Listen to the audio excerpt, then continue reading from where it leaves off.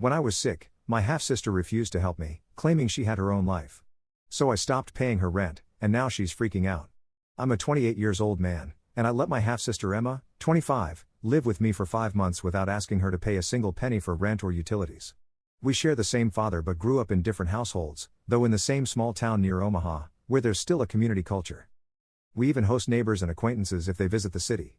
I know this may sound strange to some people, and I get it. 5 months ago, Emma called me saying she was moving to the city to start her career as a photographer. She had just graduated from college with no job or place to live. She'd done some odd photography jobs in our town, but that didn't count as experience in the field she wanted to pursue. She asked if she could stay at my apartment until she could find a job and get on her feet. I gladly accepted without asking any questions. That's just how we are where we're from. As a kid, I knew Emma to be a passionate and hardworking girl. After I moved away for high school, I didn't know how much she'd changed during her teenage years, although we stayed in touch and talked whenever I visited home. You really get to know someone when you live with them. Emma arrived with 2 large suitcases full of cameras and equipment. I was impressed she had so much gear to pursue her career since it seemed she was prepared and still the responsible kid I remembered. I made sure to do everything I could to help her achieve her goals. At first, everything was fine. She slept on the couch, kept her belongings in a corner, and always promised, "This is just temporary. I'll move out as soon as I get a job." I didn't mind because I was dating someone, but lived alone and didn't have many friends. I went to college and got my first job in this city, different from where I grew up. So having her at the apartment felt like having family around. We had a lot to catch up on. We spent evenings and weekends together, and she filled me in on all the gossip about relatives and neighbors I'd missed after moving away. Only small town folks would understand this. Weeks passed, and she somehow got used to the city. I considered her my roommate even though I paid for most things, rent, utilities, even groceries. I'd even bring her takeout. Sometimes she'd pay, but she didn't have much money, so it wasn't common. Honestly, it was fun living with her, watching games together, going to the movies, and just having someone to hang out with on weekends and holidays. A month passed, then 2, then 3. She got some odd jobs here and there, but nothing concrete to call it a career. One day, she came to me and said she was close to landing a big opportunity, but needed a portfolio. She didn't have money to rent the necessary props for a portfolio photo shoot. So she asked me for money. I pulled out of my pocket to help her launch her career. Even after that, when her career didn't take off and she was getting anxious about her future, I helped her get a part-time job at a local cafe through one of my contacts. Emma lasted 2 weeks before quitting, saying, "I can't serve coffee for the rest of my life. I have bigger things ahead." I found it odd because I understand she wants to focus entirely on something specific and not waste her energy on other things, but a job is a job. I didn't give up on her and kept supporting her in every way I could. I had a stable job and good income, and I wanted the same for Emma. So I did everything I could to help her. When she needed money to buy a new tool, I helped. When she asked for help setting up a YouTube channel and an Instagram page, I spent hours writing descriptions and captions. I did it without expecting anything in return. Normally, I'd get a thank you and a big smile, and that was enough for me. All I wanted was for her career to eventually take off. I won't lie. I like seeing other people thrive. At first, the 3 of us would spend time together, but then Emma stopped saying she didn't want to be a burden. After Lisa's roommate moved out, we started spending more time at her place because we had more privacy there. In the past few months, I've practically lived at her place. I haven't fully moved out of my apartment. I still have things there, items I don't use regularly. Sometimes I stop by on my way home from work and hang out with Emma, but that's become very rare. Recently, I noticed Emma had taken over my bedroom. I didn't make a fuss because I barely live there, but I'm still paying the rent. The reason I haven't fully moved in with Lisa is that we haven't discussed our future. We don't yet know where our relationship is heading. We've only been together a short time, and it feels too soon to address that topic. That's why I want to keep my apartment as my own place to go to if things don't work out between us. The thing is, lately, I've noticed Emma has no gratitude for me or the apartment. Whenever I call her, she makes up some excuse to avoid me or lies, saying she was busy when she clearly wasn't. What's most annoying is that she makes passive-aggressive comments like, "Don't hesitate to call me if you need help," followed by a big laugh as if it's a joke. One weekend, Emma, Lisa, and I planned a bowling night. On the way home, I got a flat tire. I asked Emma to come pick us up and drive us home. She got so annoyed about having to drive us to Lisa's apartment. She said, "Next time maybe check your tires before causing a problem and then calling me. Why don't you just get an Uber? I'll have to drive 15 kilometers for this." Later, when Lisa and I went shopping, we ended up buying a chair. Shipping would take 2 days, and it was super expensive. I called Emma to ask what she was doing. She said she was at the apartment doing nothing. I asked if she could help us transport the chair. She complained, "I just had leg day yesterday. My quads hurt. Can't you ask someone else? Or maybe just pay for shipping? After much complaining, she did show up, but she acted like she was doing us a massive favor. The breaking point came 2 weeks ago when I got the flu. It hit me hard. Fever, chills, congested nose. Lisa was working late. I ran out of soup and ointment and couldn't wait until she got home. I called Emma and asked her to drop off some hot soup and medicine. I knew she was home because minutes earlier, she was live on Instagram. To my surprise, she started complaining. I'm really busy. Can't you manage on your own? I lost my patience, but stayed calm and said, I'm sick. Can't you make some time for your sister? I only asked you to bring me some medicine and hot soup. What's so complicated about that? She practically yelled, I'm not your nurse. Why don't you call Lisa? Isn't she supposed to take care of you? I replied, I'm not asking you to be a nurse. I just asked for some medicine, but it's fine if you don't want to help. Instead of feeling guilty about her attitude, she said, yeah. You should learn to deal with your own problems. I have my own life to handle. I can't bail you out every time. Her words pushed me over the edge, but I wasn't in a condition to argue, so I hung up. I went out and did it myself in that state. When Lisa got home, I told her what had happened. She was furious. She said, why is this one-sided? You've been helping her for the past 5 months. Do you realize everything you've done for her? Aren't you the one still paying the rent for the apartment she's lounging in? Don't you see she's taking advantage of you while you're basically living here with me? She advised me to move my remaining stuff out of the apartment and move in with her. At first, I hesitated for the reasons I mentioned before, too soon to think long term. I told Lisa that Emma wouldn't be able to pay the rent if I moved out. She replied, that's your problem. Put the lease in her name and tell the landlord that Emma will be responsible for the rent now. Let them figure it out. It makes some sense, but I'm not sure what the best option is. Moving in with Lisa and leaving the apartment entirely to Emma, or simply asking Emma to move out so I can reclaim my apartment.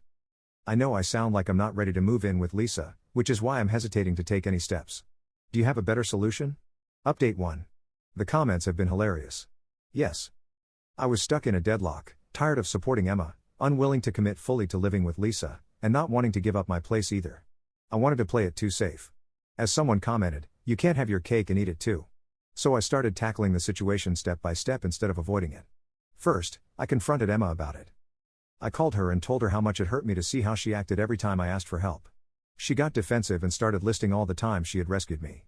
Besides the ones I mentioned in my earlier post, she reminded me of the time I bought a dining table for my apartment, and she helped carry it upstairs. She also brought up when I forgot an important USB drive at home, and she delivered it to my workplace. I couldn't believe she was keeping track of all these things. She said she felt annoyed about always having to bail me out and that I took her for granted, randomly calling her for anything. In response, I said, if you're keeping a tally of every insignificant thing, then I've done plenty for you too. I reminded her of the time she dislocated her arm and had to wear a sling. I worked from home to take care of her for 2 weeks, drove her to medical checkups, and helped her with daily tasks. This was before I met Lisa. I also reminded her that I let her live in my apartment rent-free, paid for her portfolio, and helped her land gigs. But to her, none of that mattered. She said, don't act like I owe you for that you offered, remember? I replied, I didn't offer. You asked for help, and I agreed to help, which is very different. I lost my patience. It was so brazen and selfish of her to say that. She retorted curtly, yeah, you offered, grow up, before hanging up. That infuriated me even more. That same afternoon, I went to the apartment, stormed in, and started packing my things. When I walked in, she complained, barely looking up from her phone saying, now what? Without saying a word, I grabbed boxes and began packing. She put her phone down, scoffed saying, how dramatic, and quickly went into the bedroom, which by the way was mine. I still had my belongings in that room. Instead of banging on the door, I called my landlord and put him on speaker. I told him I was vacating the apartment. I had already sent the official 1-month notice via email. And as of now, he was free to make a new contract with Emma or do whatever he saw fit. Hearing this, Emma came out of the room. Maybe now she realized she was in trouble. She kept asking if I was serious. I told her, yes, every word. I went into the bedroom, packed my things, took photos of my furniture, and listed them for sale. Her tone changed quickly, and she asked for more time to reorganize her life. I replied, you've had all the time in the world. From now on, you're on your own. I'm tired of paying rent for a place I don't live in. The landlord will contact you for the process, and the furniture will be picked up in a few days. Instead of taking responsibility for everything that was happening, she tried to turn it around, saying I was taking things too far. Her tone was ridiculously irritating, especially when she tried to dissuade me saying, don't do this, please. And if things don't work out with Lisa, you're going to need this place as a fallback. I exploded and said, I'll take the risk. I know how to handle my stuff, unlike you who just likes to dump your problems on others. She fell silent and followed me as I packed. After a lot of contemplation, she said, I didn't realize this hurt you so much. I'm sorry. Let's go back to how things were. I'm sorry. Okay? I told her, it doesn't matter anymore. That ship has sailed. You can't treat people like trash and then expect them to help you when you need it. She looked worried and said, you know I can't afford the rent alone. I need help to keep living here. The money I earned from gigs barely covers utilities and food. Since you moved in with her, I've been managing this on my own. I responded, good. Now you'll have to manage it entirely on your own. You're no longer my problem. Remember how you said the other day you couldn't bail me out forever? Thanks for reminding me that I can't bail you out forever either. She tried to take back her words, but there was nothing she could do to change my decision. She just stood there silently. I had already booked a moving service to take my belongings. While waiting for them to arrive, I carried some lighter items downstairs myself. Emma offered to help, but I refused. I didn't want to add to her favor account.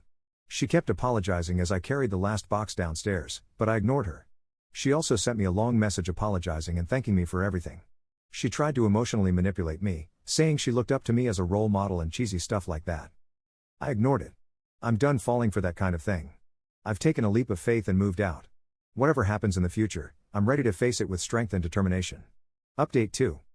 It's been only 5 months since I moved out, and things are already going south for Emma. 2 weeks ago, she called me, saying the landlord had become a headache and was chasing her for the rent. I said, it's not the landlord's fault. It's probably yours. The reason he's chasing you is that you're behind on rent. She insisted I talk to the landlord and ask him to give Emma some time. I replied, that apartment is no longer my problem. It's your apartment now. You have a new contract with him. Deal with the consequences of your actions. A few days later, she showed up at our house asking for help. The landlord had evicted her. I asked, what can I do about that? She was furious about how the landlord could be so cruel as to leave her homeless over just 2 months of unpaid rent. To justify herself, she said she had paid the rent on time for 3 months, so the landlord should trust her and give her more time to settle the debt. I asked her, why are you here? She said she had no money to get out of the situation. The funny part was that she wanted me to worry about her. How can you be so indifferent knowing that I'm homeless and lying on the street? I laughed at her. Why should I care? You had 5 months to organize your life, but you didn't take it seriously. Now you want me to help you again?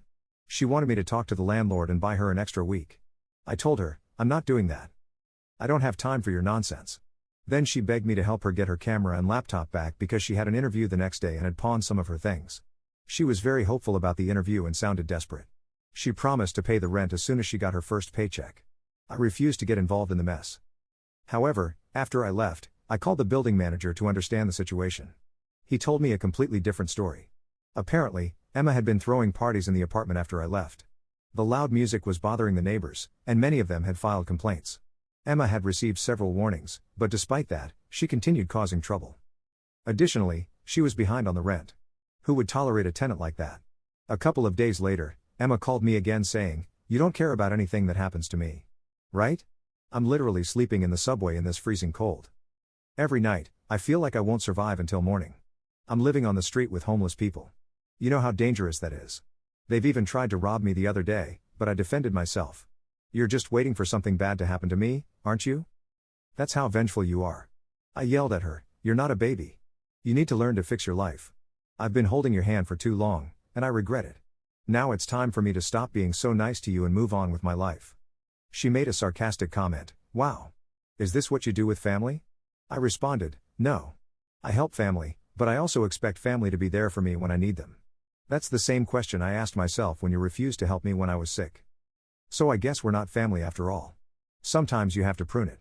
She hung up without saying anything else.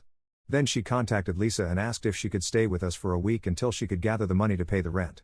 Lisa was blunt and told her she didn't want to compromise our privacy. I'm glad she rejected her because that's how it all started with me. She came asking for space for a month, which turned into months of abusing trust. I didn't want to fall into that trap again. A week ago, she showed up at my apartment furious. Apparently, the landlord had confiscated some of her work tools as well. She had packed the rest of her clothes and shoes into a box and thrown them in the basement. The apartment had already been rented to someone else. The building manager called Emma and gave her 2 days to retrieve her belongings, or they would be sold to cover the unpaid rent. Emma needs to learn her lesson, and she can only do that by facing the situation herself. I told her, I'm sorry to hear that, but I really can't help you. She had tears in her eyes. I could feel her pain because I know how much her camera means to her. She cleans it twice a day. I know how terrible it must feel to be separated from it. The camera and laptop are her world, but I'm tired of helping her.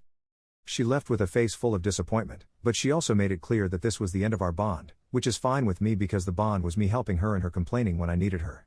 So it wasn't a bond I wanted to keep. I mean, we grew up as sisters, and I treated her like my little sister, but I can't let her walk all over me all the time. At some point, I had to do something, and that moment is now. The next day, our dad called me and asked about the whole situation. Apparently, Emma went to her mom for help. She also told them that I had refused to help her despite several requests, which upset her mom. Our dad knows me well and refused to believe a story without hearing both sides. So he called me, and I told him the whole situation from my perspective.